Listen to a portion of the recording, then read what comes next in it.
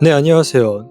북한은 모르겠고 대한민국에서 가장 오랫동안 랩터스 컨텐츠를 하고 있는 랩터스톡입니다.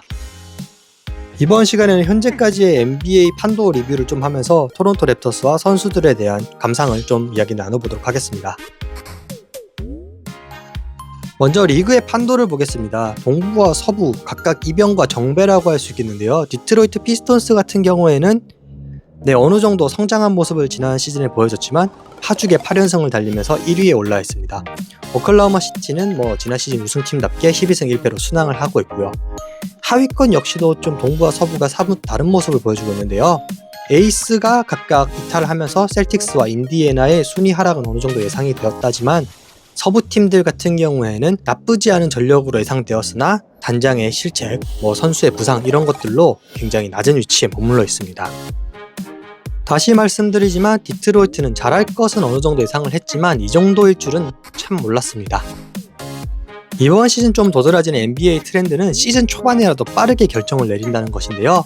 예를 들자면 니코 해리슨을 해고한 댈러스 매버릭스와 주축 선수들을 트레이드하고자 문의를 듣고 있는 킹스가 있습니다.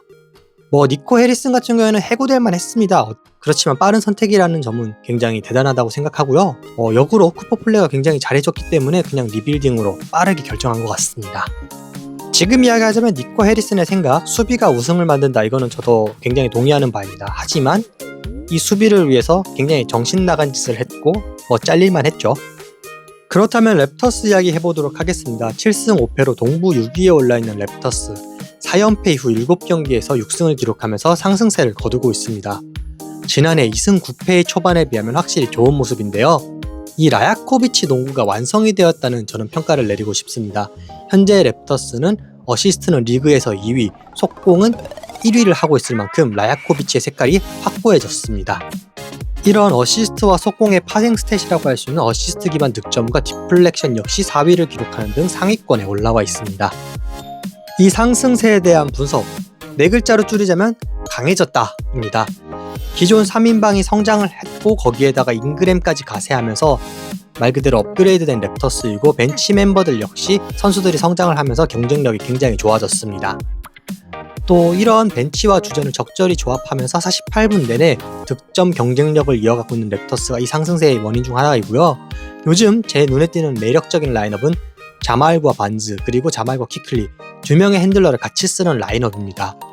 든든하게 수비를 해줄 수 있는 자말이 리딩을 또 맡아주면서 퀴클리나 반즈가 본인이 강점을 가지고 있는 득점에 좀 포커스하는 그런 전략인 거죠.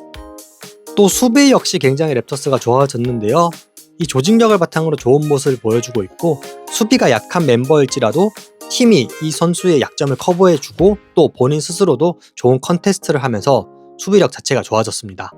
다시 한번 요약하자면 거의 모든 멤버가 기대 이상을 해주고 있는 랩터스이고요. 또 스탯상으로는 좀 떨어졌다고 할지라도 경기를 직접 보면 이 선수들이 더 좋은 기여를 지난 시즌보다 해주고 있다는 걸 느낄 수 있습니다. 거기다가 신인답지 않은 원숙한 모습을 보여주는 CMB 역시 팀에 큰 도움이 되고 있습니다. 그렇지만 이런 랩터스에게도 약점은 있습니다. 평균 42.2개로 22위에 올라있는 리바운드인데요. 지금 로스터에서는 퍼틀 이외에는 딱히 리바운더라고 할 수 있는 선수가 없는 상황입니다. 좀 걱정이 되는 부분은 이런 리바운드의 약점은 쉽게 개선될 수 있는 부분이 아니라는 건데요. 현재 랩터스의 빅맨진 중에 리바운드가 강한 선수도 없고 또 이렇게 리바운드를 내주다 보면 페인트 존에서 쉬운 실점으로 이어지기 때문에 좀 주의가 굉장히 필요할 것으로 보입니다. 일단 지금 상황에서는 반지가 좀 더 리바운드를 잡아주는 걸 바라는 것밖에 없어 보입니다. 선수 리뷰와 관련해서는 주축 멤버들에 대한 이야기는 시즌 내내 좀 제가 많이 할 것 같아서 벤치 멤버들 위주로 특히 이야기를 나눠보려고 합니다. 또 선수 개개인에 대한 이야기는 제가 랩터프란 다른 컨텐츠를 통해서 또 풀어나갈 예정이오니 잘 부탁드립니다. 첫 번째로 리뷰할 선수 자말 쉐드입니다. 농구를 더 잘하게 됐다라는 것은 이런 것이다 를 보여주고 있는 자말 쉐드입니다. 볼륨상 스탯은 비슷하지만 굉장히 효율이 상승했습니다. 어시스트 턴오버 비율도 좋아졌고 3점슛 같은 경우는 12% 이상 상승했습니다. 또 보이지 않는 부분에서도 굉장히 큰 공헌을 하고 있는 자말 쉐드인데요.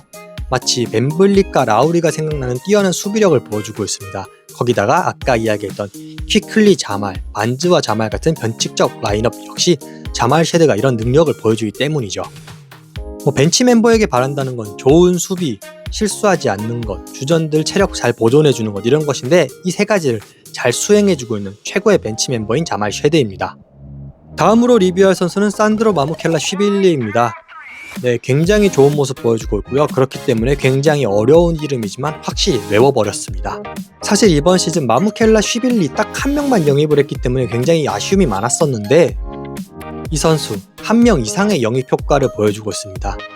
외곽에서의 슈팅, 속공 가담, 그리고 BQ로 볼 흐름 유지하는 것 한 두세 명 영입한 것 같습니다.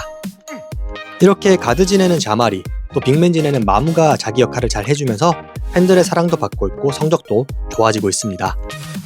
반면 자코비 월터도 좀 이야기를 빼놓을 수 없겠는데요. 아직까지 이제 두 자릿수 득점을 부족하지 못하고 아쉬운 모습 보여주고 있습니다.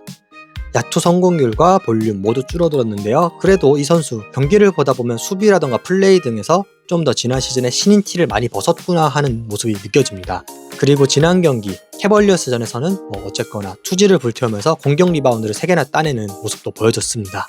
월터만의 문제가 아니라 그레이디 딕, 오차이 약바지 이 3명은 주전 라인업이 강해지면서 커리어 초창기에 어떻게 본인의 출장 시간을 가져갈 것인가라는 숙제를 맞이한 셈 되었습니다. 자코비 월터보다 좀 더 큰 위기에 놓인 선수가 있으니 오차이 약바지입니다.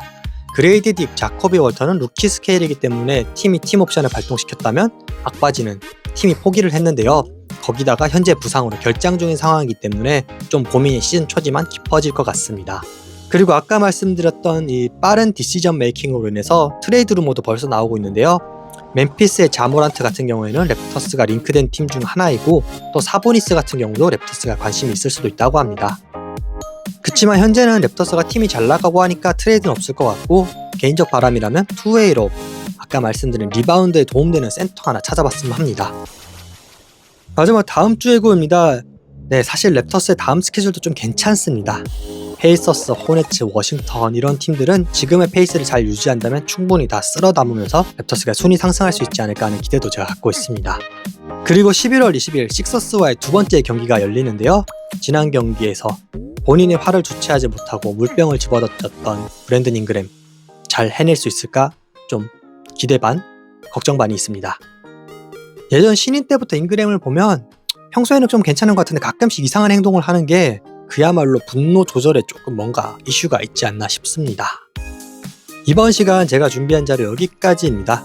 좋아요, 구독, 댓글 모두 감사드리고 있고요. 다음 시간에 좀 더 재미난 자료로 여러분들 찾아뵐 수 있도록 노력하겠습니다. 감사합니다.